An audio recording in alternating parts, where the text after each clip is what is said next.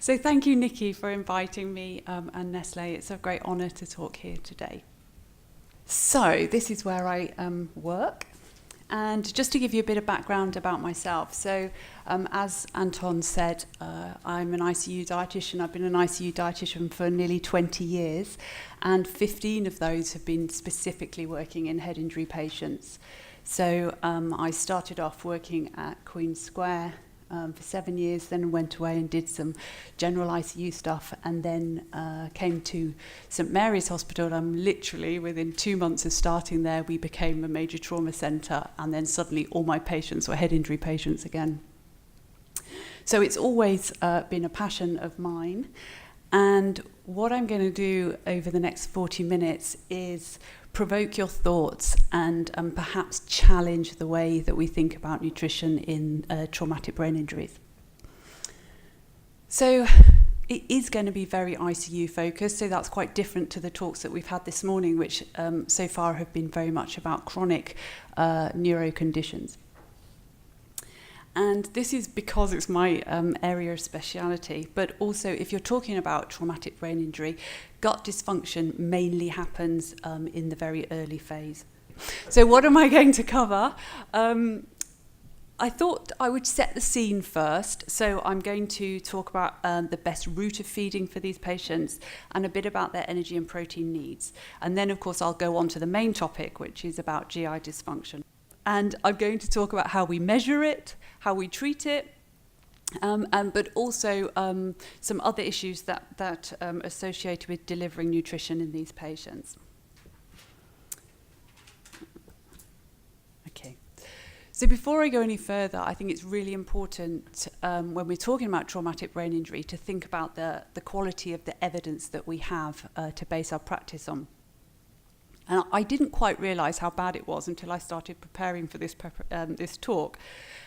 The majority of the stuff that is out there is really, really old, based in the 70s and the 80s, with very small numbers. So we're talking about studies, 10, 20 patients. Most of it's retrospective or observation, and it's all single-centred. And the thing that we really need to concentrate on is that since sort of the early 2000s, how we treat traumatic brain injury has vastly improved. And it's very, very different to when these initial studies were done. And so you just need to bear that in mind. And because of that, I take a lot of my learning from what goes on in the general critical care population. So this is a bit of a crazy slide, but it'll just wake you up a bit. This is really thinking about the route of feeding in these patients. So should we feed them enterally or parenterally? So for those of you who are ICU dietitians, you're probably quite familiar with this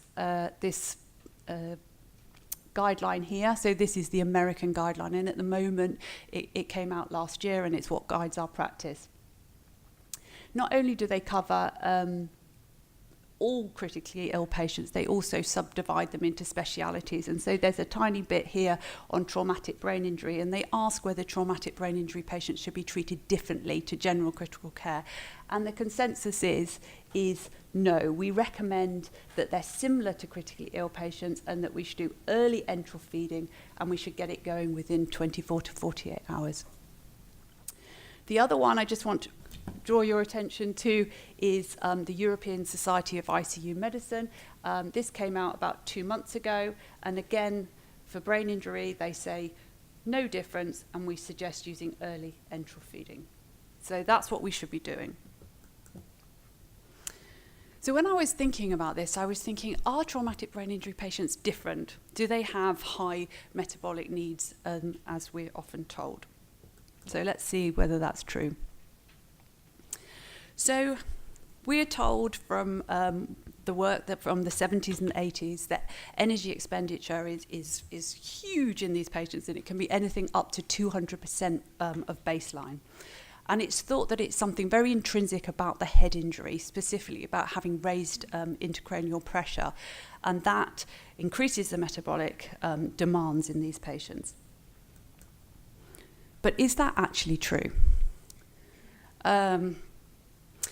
And so, as I was saying, the treatment has improved vastly for these patients, and probably the combination of that is leading to blunting the metabolic response that we initially saw 20, 30 years ago. And the improvements that I'm talking about is how we ventilate patients. We've got far more sophisticated ventilators now. We manage ICPs much more intensively. We use paralysis, sedation, and analgesia. Everybody gets a seizure prophylaxis, and also glycemic control. These traumatic brain injury patients have high blood sugars, and so we control them. And with all of this, and particularly controlling raised ICPs, measured energy expenditure comes right down. And you can see these two studies here.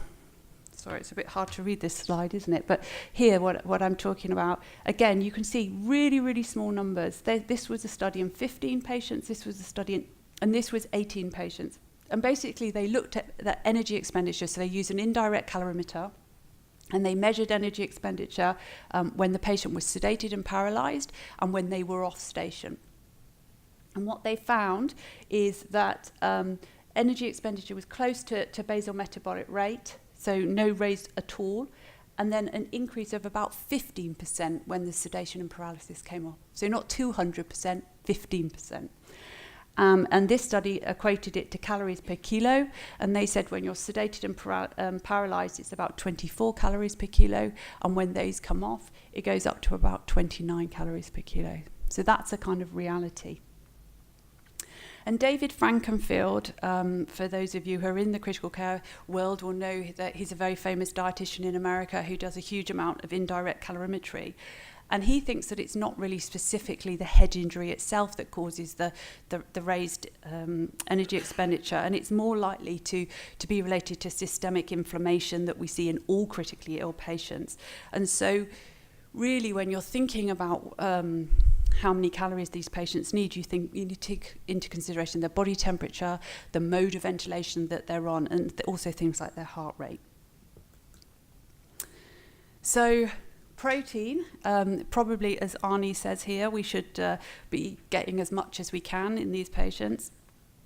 They are catabolic. You will see them, and over an ICU stay, patients can lose 20 kilos just from pure muscle that they're wasting away, and feeding doesn't seem to be able to prevent that.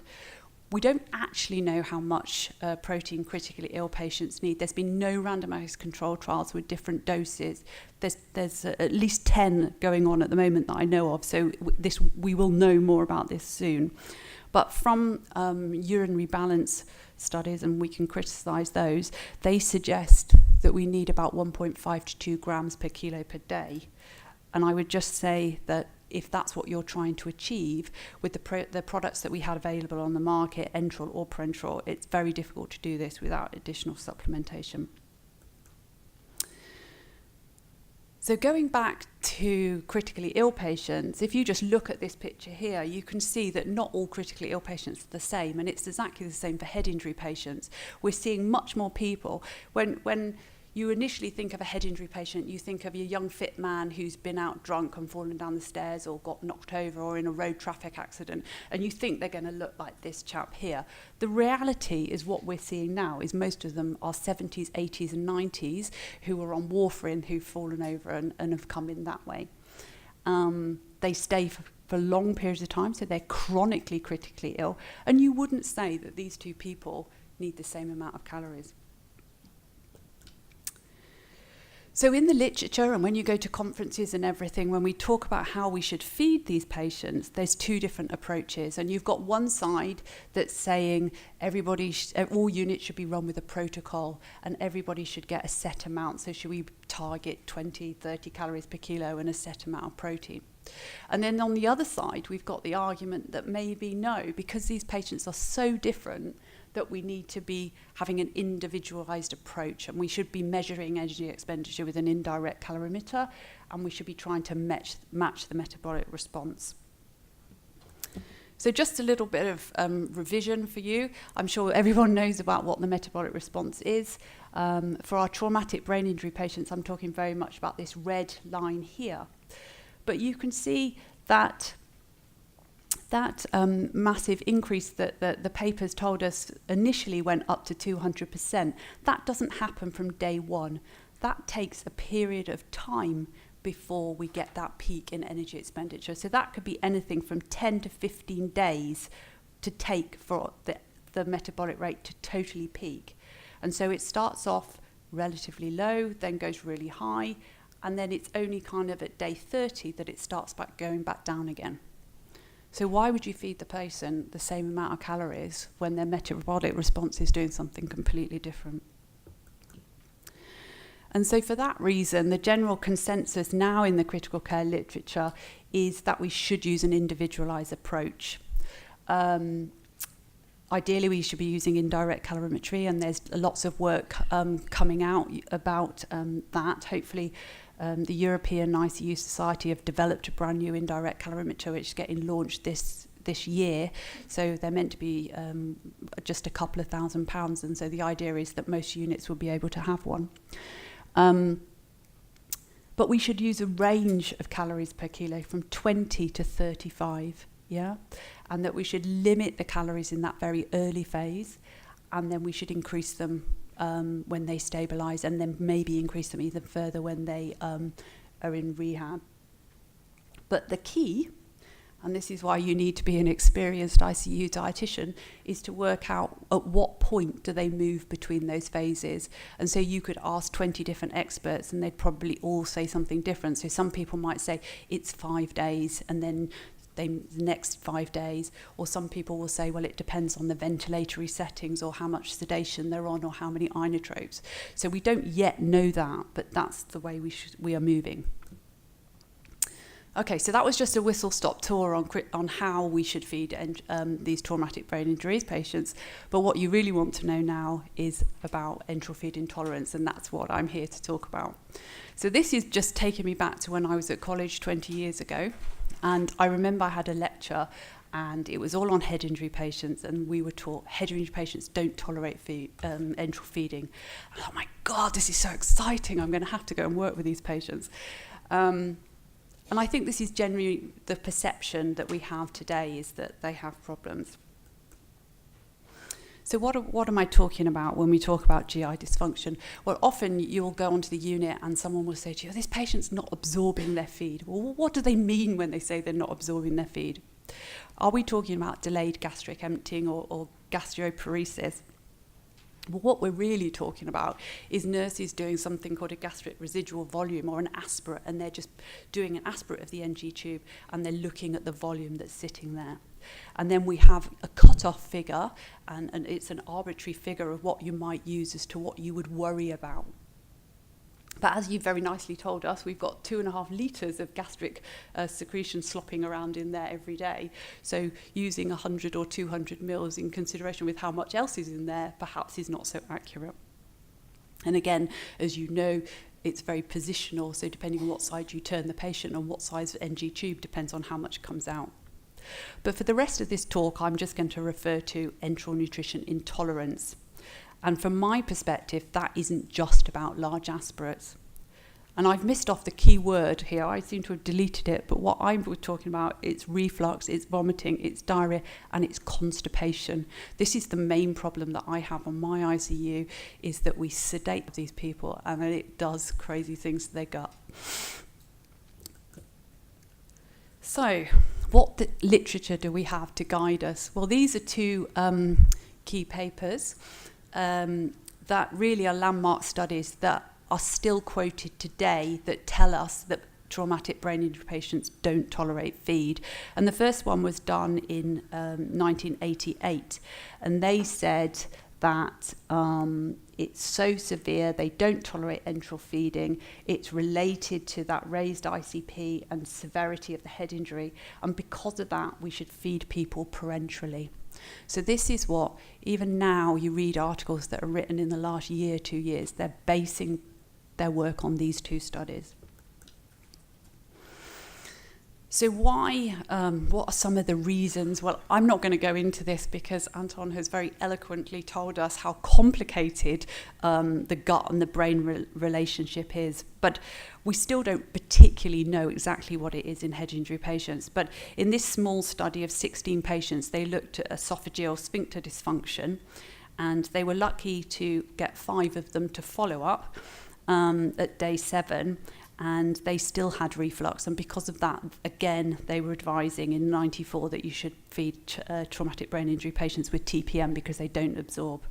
And another study was saying that it's related to ICPs, but we don't fully know what the reasons are. So what's the incidence? Well, historically, it's been reported as high as 60 to 80% of traumatic brain injury patients have problems tolerating enteral feed. But a more recent study that was a multi-centred trial with a huge number of patients, nearly 2,000 patients, they only found the incidence to be 19%. So why has that changed? And how does that compare to general critically ill patients? Well, they get it about 30 to 38%. So this is something that's happening to a lot of critically ill patients, not just specifically head injury. So what are some of the reasons for discrepancies? Well, it comes back down to, as I was saying, that we manage these patients very, very differently. So how we look after a patient in 2017 is not the same as how it was looked after in 1977. And recent studies actually haven't been able to find an association with how severe the head injury is and how likely you are to have intolerance. And some of it is to do with perhaps sedation agents. So now most patients with traumatic brain injury are sedated with propofol rather than midazolam and morphine. And this very beautiful study here will show us that your gastric emptying time with midazolam is about 150 minutes. And actually only 50 minutes if you use propofol. So you can see that that would make a big difference. And I'm not going to go through all of these points, but this just again highlights what Anton was saying, that it's very, very complex, the gut-brain relationship.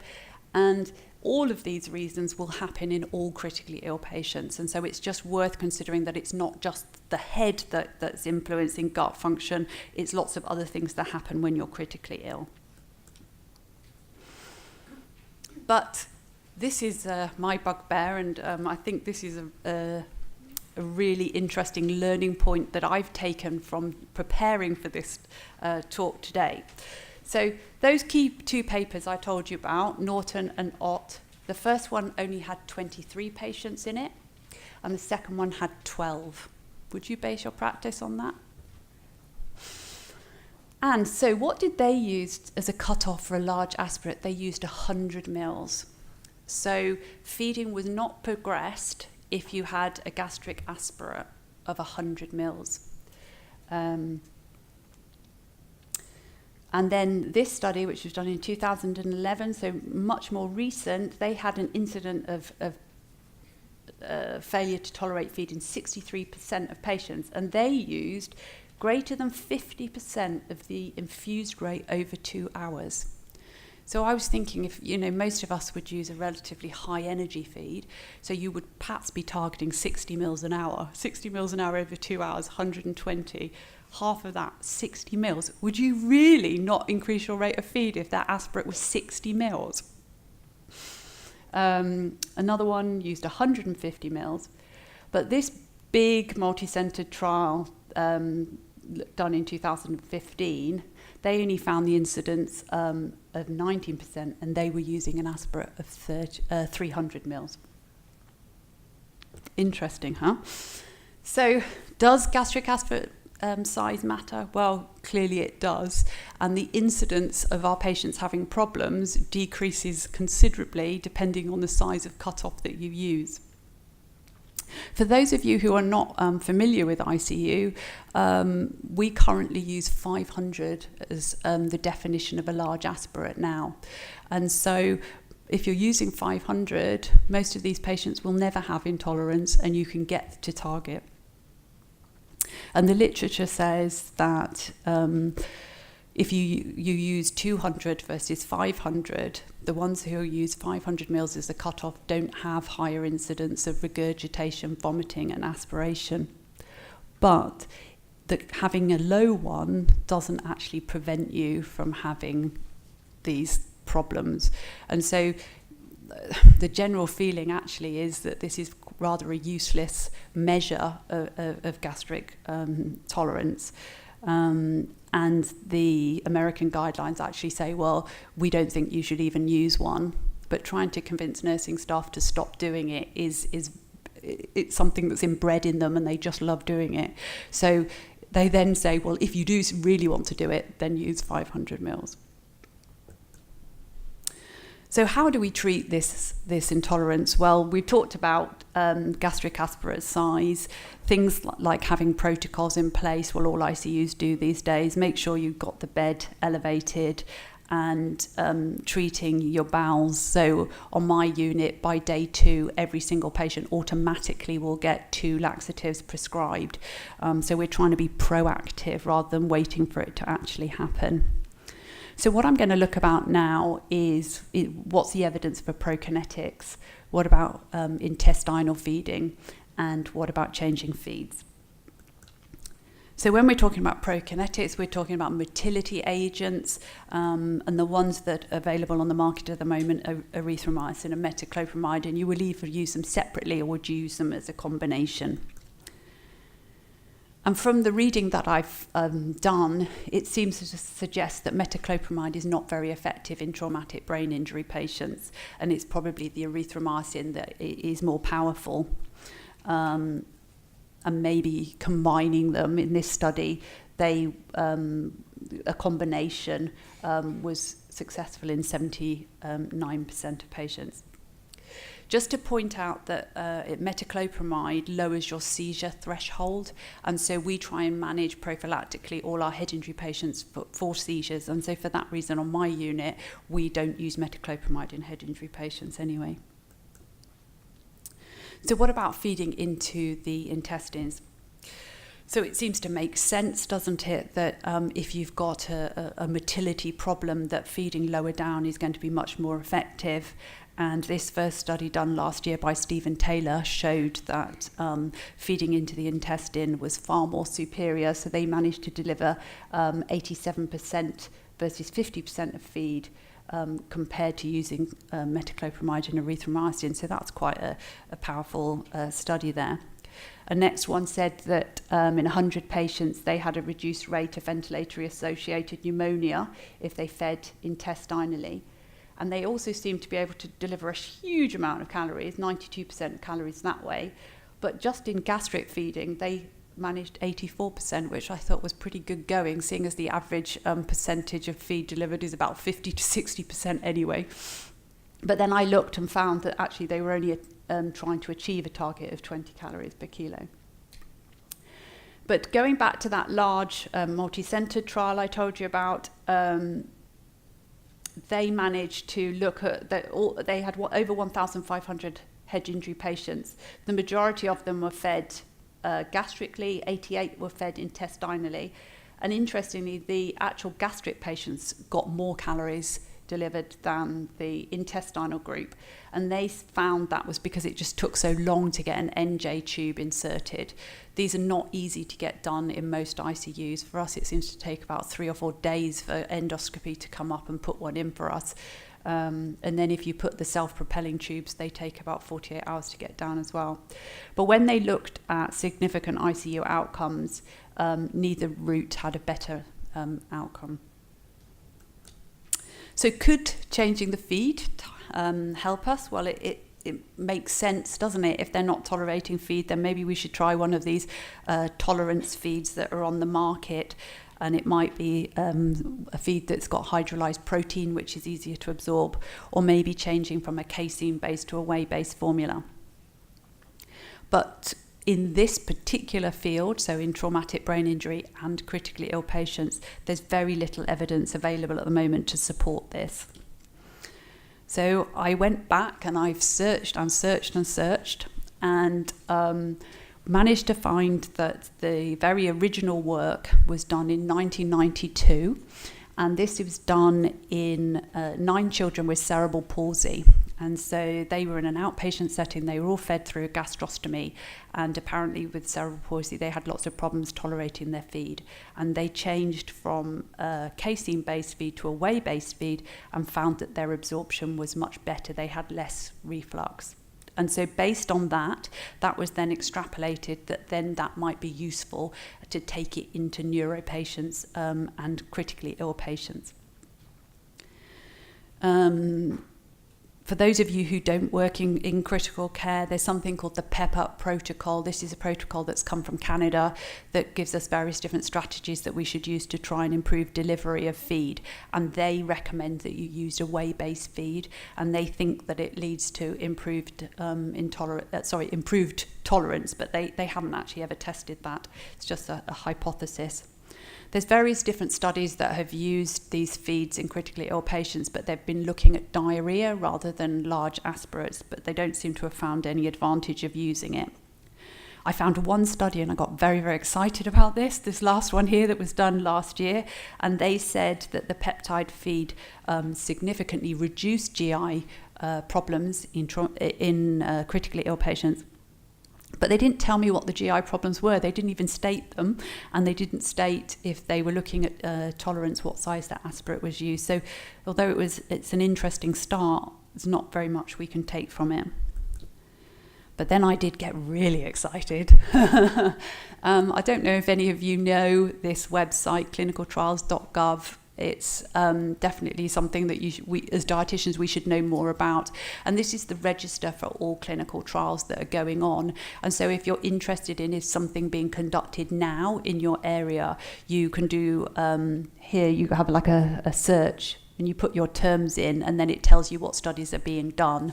And so that's why I know that there's 10 randomized controlled trials looking at protein dose, for example. And so I came up with this one trial that's going on at the moment, which is looking at a small peptide enteral feed versus a whole protein one in traumatic brain injury. So we're very excited to see what the results of that might find.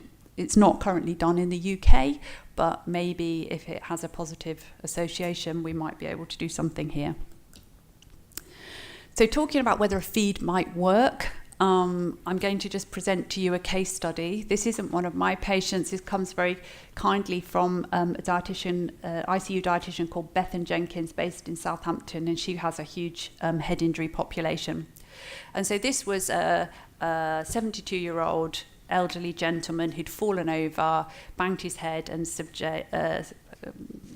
got a traumatic brain injury.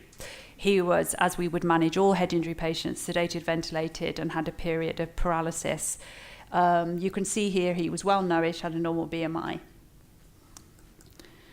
And so he started off on the unit starter protocol, and already by day 1 was having large aspirates of 450 mils every 4 hours. So part of the routine protocol was to get prokinetic started, but that didn't seem to be making much of the difference. So when the dietitian came along on day 2, she changed over to a whey-based formula. She comes back on day 4, things seem to be much improved. His bowels are opening and his gastric residual volumes have reduced. And so she thinks, well, we're doing really well, so I'll keep going on the same thing. By day 7, because everything is going fine, he seems to be improving clinically, she changes him back to the standard feed. And unfortunately, by the next day, she's called to review because he's started, his aspirates are increasing again, he's vomiting, they've had to reduce the feed. So she goes back to what he was originally on. And it seems to work. So by day 11, things are improving. She thinks because his sedation and ventilation is being weaned, he's moving in towards that recovery phase. And as we talked about, once you go into the recovery phase, she's then increased his calories and protein. And then by day 15, he's extubated, and by day 18, he's eating. So in his case, it looked like it worked really well, and he managed to be able to continue feeding throughout the whole of his ICU stay.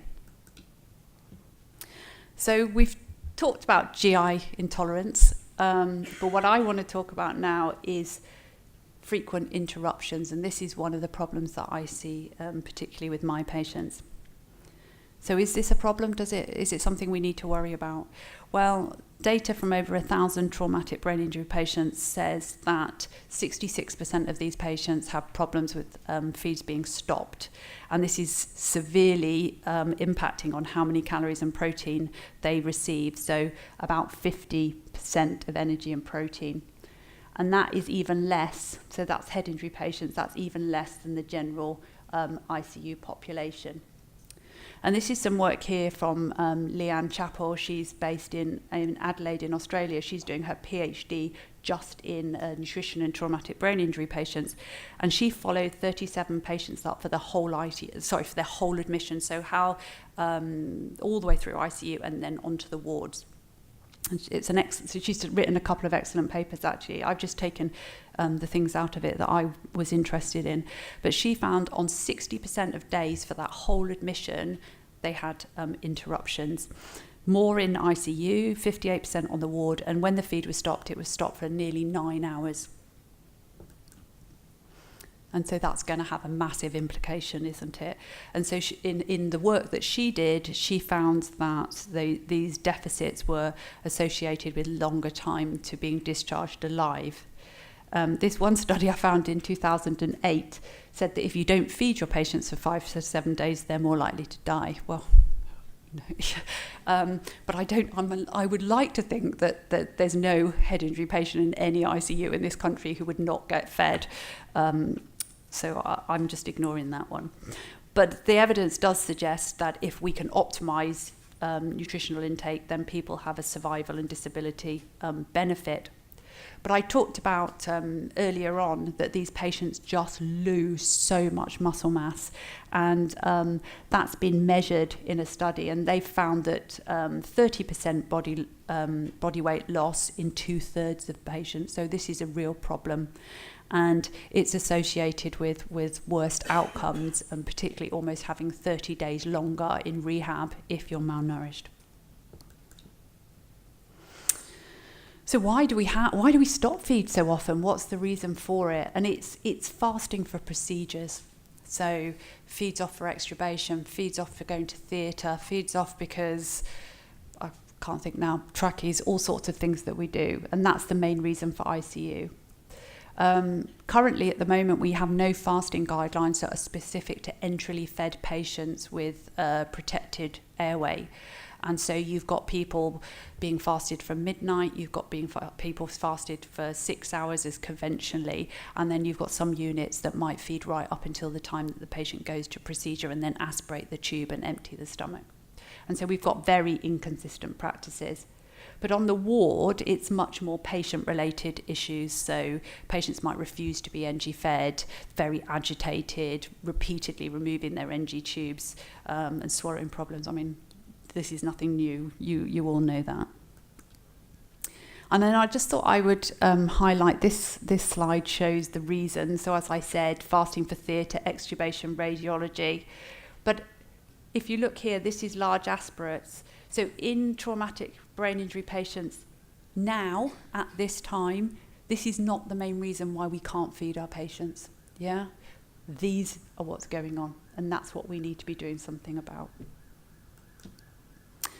And so I'm going to just give you a case study of one of my patients. I'm not proud of this. It doesn't show that we feed our patients very well, but I think this is the reality of looking after a traumatic brain injury patient in ICU. So this was a typical patient coming to Paddington, drug and alcohol history, also mental health issues. He lives in a homeless hostel. Despite having a normal BMI, he was in a really bad nutritional state when he came in. And he'd been assaulted, multiply stabbed, he had traumatic brain injury, and on day 6 he wasn't waking up, and we did an MRI, and he had a diffuse axonal injury, which is associated with much worse outcome. Just roughly, I worked out his requirements, 25 calories per kilo, 20 to 30, depending on the phase that he was in. And so day 2 to 7, when he was intubated and sedated, I fed to the lower end. And then day 7 to 14, when he was self-ventilating in the recovery phase, I stepped the calories and protein up. And this just nicely illustrates over the 14 days of the ICU stay how well this man was fed.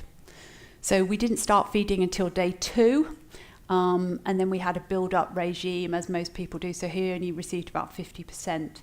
Then the next day, they decided to stop the feed for 5 hours to see whether we're going to be able to extubate him or not. We can't extubate, so we have a good day. So when we do it, well, we do it right. Then the next day, let's stop the feed again for 6 hours because we might extubate him. We don't extubate him. The next day, he goes to MRI scan, feeds off for 3 hours. We then extubate him, and then we're not sure whether his GCS is high enough. He's very, very drowsy. We don't know if he can protect his airway. So they want to keep him near my mouth because we might end up re-intubating him. The next day, oh, Ella, we're still not sure. Let's just keep him near my mouth for another day. Oh, Ella, we're still not sure. Let's keep him for another day. 3 days this goes on in an already nutritionally compromised patient who's had nutrition for the first week. By day 10, they kind of get my point, and we start feeding. We get feeding going, and then he pulls his NG tube out. It takes us 8 hours to get that NG tube confirmed, and we start feeding again. Get going, and then it comes out again. This time it takes us 9 hours to get the NG tube confirmed. Then we have a good day, and then he pulls his tube out again. By this point, my team are getting the point and are being a bit quicker with confirming NG tubes, and we get it done in 4 hours. So over the 14 days of his stay, he only received 57%. So you can see why that happens, and that reflects that internationally that's how well we feed our patients. And he had a deficit of 11,500 calories over his ICU stay. That's why 2/3 of them are malnourished when they leave ICU. So what can we do about it? Well, this is my mission, this is my campaign, this is what I do every day. Reduced hours fasting protocol. Try and work with your units to get something like this in place. Perhaps you can see now why you need to have a specialist dietitian. You need someone who has the skills, particularly working out when the patients move from the different phases. Also, I regularly, on a weekly basis, look at their calorie deficits of what's going on. It's very, very powerful when you do a chart like that you can then show to the team how badly we're doing with nutrition. There's the PEP up protocol about using volume-based feeding. So that is, you know that you've got to get 1.5 litres in 24 hours. The patients had the feed off for 8 hours because the NG tubes come out. So you then know how many hours left you've got in that 24-hour period, and you've got to get that much volume left in. And then it's up to the nurses to then increase the rate to get that volume in. Whether that works with traumatic brain injury patients who have large aspirates, that might be debatable. Again, something that we've instigated is changing the propofol from 1% to 2%. When we first became a trauma centre with some of these young guys, they were needing so much propofol. We were having like 1,000 to 2,000 calories a day just from propofol. How do you feed them when they're doing that? So we changed it to 2%, so they're getting double strength in half the volume. Bridles, all our traumatic brain injury patients get a bridle if they pull their tube out more than twice. And we've campaigned and have a strategy now of trying to get NG confirmed much quicker. These are just some of the points that I would like you to take away. So nutrition in these patients is important, and it does improve outcome. They are at risk of enteral feeding intolerance, just as all critically ill patients are, but I think it's less of a problem than what we initially thought it was. Don't just think about large aspirates, think about constipation as well, because that can be just as much of a problem. Refer to the critical care literature. Don't think that traumatic brain injury is something special. They are still critically ill patients, and all the principles apply to them. And we need all the protocols as we would with general ICU patients. And hopefully you've seen that delivery is a real issue, and we need to work with our units to find ways to overcome that. So thank you.